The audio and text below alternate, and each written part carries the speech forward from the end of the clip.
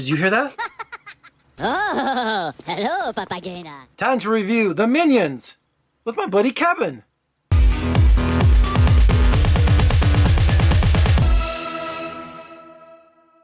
Isn't this cool? Have you seen the barrage of marketing for the Minions? It is everywhere. I mean, McDonald's, everywhere you walk, there are Minions. And McDonald's has been totally transformed. All of their digital displays, everything from the garbage cans to the front doors to the action figures. Yeah, I like their breakfast. So I had to get Kevin. But they have like 15 different menus you can get. Minions.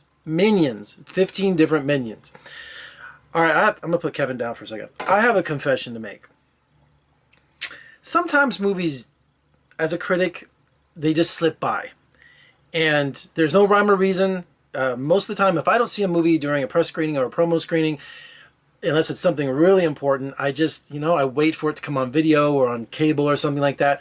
And believe it or not, Despicable Me was one of the movies that I did not see. Despicable Me 2 is a movie I didn't see. Calm down, calm down. I did watch Despicable Me before I saw Minions, and Despicable Me was really good. It's just one of those movies I can't believe that I didn't see originally in the theater or see it earlier, because it was really, really funny. And so I had to be primed before I saw Minions, because then I just don't feel right that there's two movies before this, and if I don't have a working knowledge of the characters or something, I hate going in cold. So with the Minions, we go back to their origin, and it shows through all these different events from prehistoric times and all up through history that the Minions have been around since the dawn of time. Don't ask me how, they've just been around since the dawn of time. And they are made to serve, they're born to serve. So they're trying to find masters to serve, from, giant grizzly bears to Yeti monsters to whatever. They're trying to find someone that they can expose their talents to, which is, I don't know what their talents are, just to make you laugh. So 3 of the main Minions, Kevin, Stewart, and Bob, where's Kevin?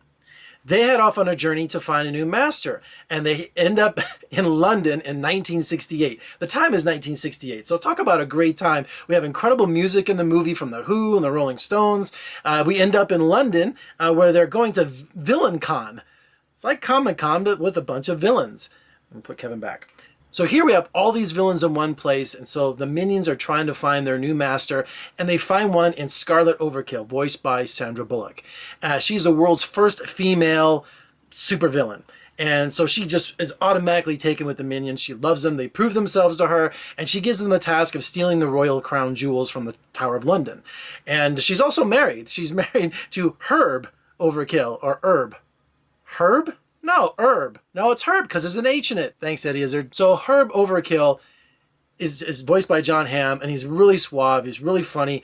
And so you have the Minions. They've connected with their supervillain, and it's just comedy chaos. Some really outrageous things happen to once they get in London. Bob becomes King of England, like John Goodman did in King Ralph.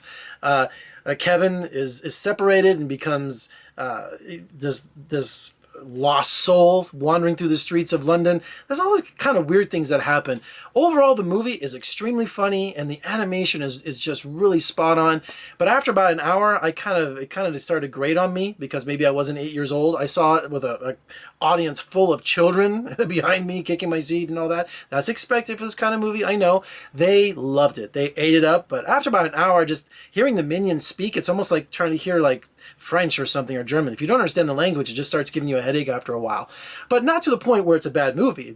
I had a great time with the Minions, and I think they're going to be around for a long, long time. My only complaint, and it's just a small complaint, a tiny complaint, it's almost not worth mentioning. Sandra Bullock, I love you, but you didn't put enough inflection in your voice. We needed a super villainess. We needed someone with like a real commanding and evil voice. And she just pretty much used her own voice. It sounded like she was auditioning for some high school play. She needed a Cruella de Vil. She needed some sort of energy in it. And one scene towards the end of the film, she had a little bit, but overall, she just didn't kind of match her persona on screen. So it's just a little constructive criticism. It's not, I'm not bashing her. I love you, Sandra. I love you, Sandra. All right, Kevin. Tell him what I gave the movie.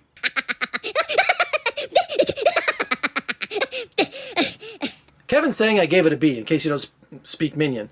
Me and him have got to know each other over the last week. We had to McDonald's with each other. All right, so go see Minions. I give it a grade of B. It's very, very funny. It's going to make a hatful of money. I mean, how could it not? But definitely, I'm sorry I'm not seeing Despicable Me before just like a week ago. So, but overall, very funny. All right, for more reviews and interviews, just surf on over to my website at vegasfilmcritic.com and take along my podcast available at iTunes. And if you like what you see, that V in the corner there, just click on it. That way you subscribe to all of my future videos. I'm Jeffrey K. Howard from Sin City. I'll see you next time.